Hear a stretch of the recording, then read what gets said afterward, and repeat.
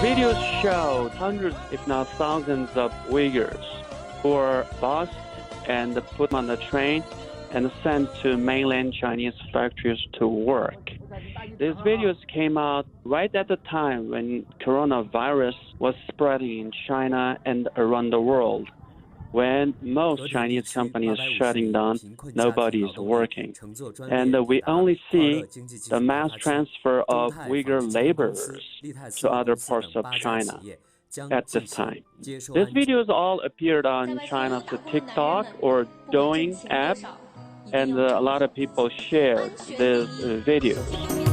Some of them were actually shared by the Chinese government media. The government's doing a great job sending those young Uyghur men and women into workforce, trying to help them alleviate poverty. But in fact, while all the Chinese companies shut down, nobody was working in the rest of China. They are forcing these Uyghurs to go to mainland Chinese factories to work. The Uyghur laborers, the young Uyghur men and women, they do not dare to say no when the Chinese government force them or request them to go to mainland Chinese factories to work. If they refuse, they fear that they will be put into camps. And on the videos you can see all of these Uyghurs are very young. They are 20-something, male, female, and all of them are also wearing masks.